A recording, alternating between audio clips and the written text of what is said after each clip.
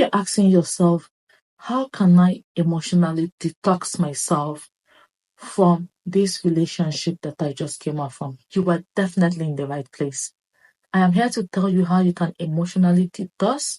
You will find out the signs that this woman is no longer there. Now I'm going to put you through the emotional process of how to come out from all of this. Okay? 1, acknowledge that pain. If you want to sit in silence, for those that want to cry, take out your time and cry. There is no big deal.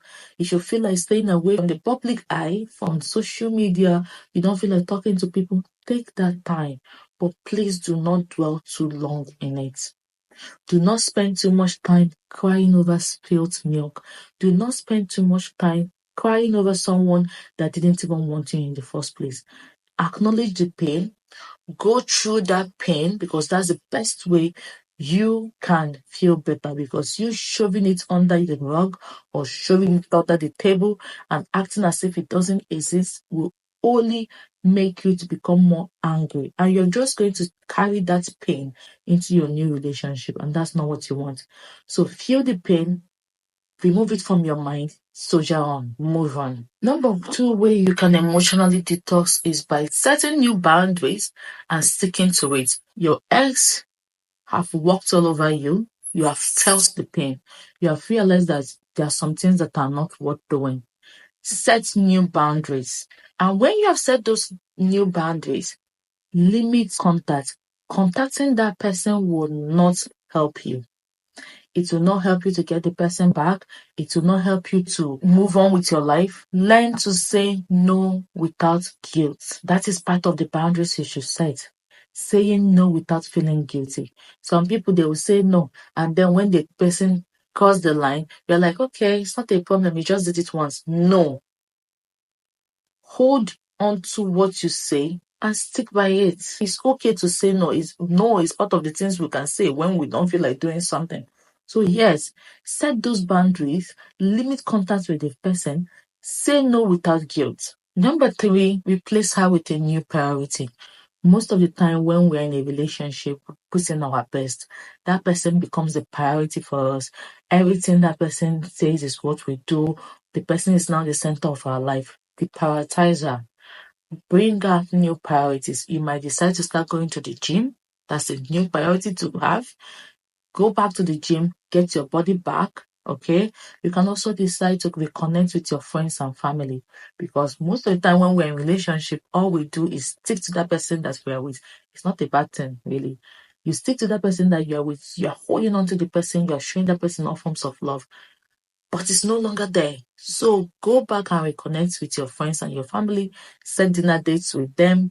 Create time with them and just spend time with them. Okay. Number 4 thing you should do is cut ties where necessary. Have an honest conversation with her that you cannot do this thing anymore. Okay?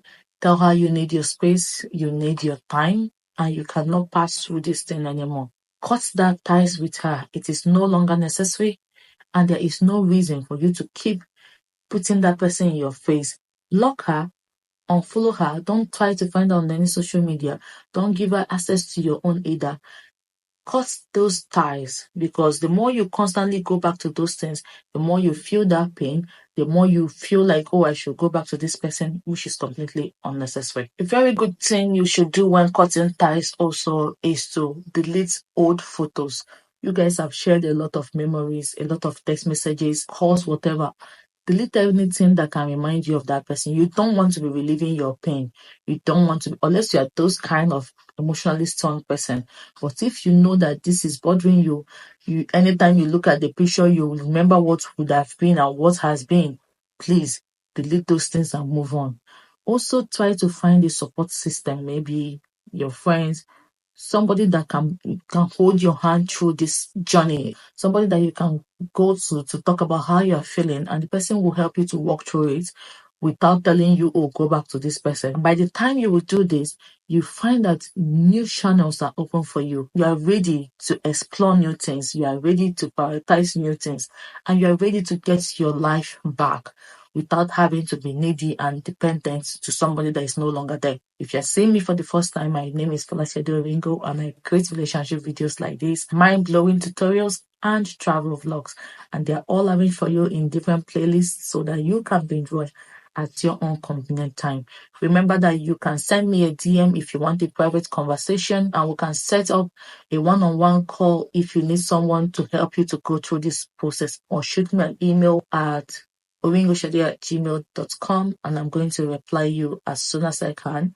Okay, please remember to subscribe, like, comment, share, and also turn on the bell notification so that you'll be the first person to get notified anytime I post a new video. And I'm going to see you guys on the next one. Bye, guys.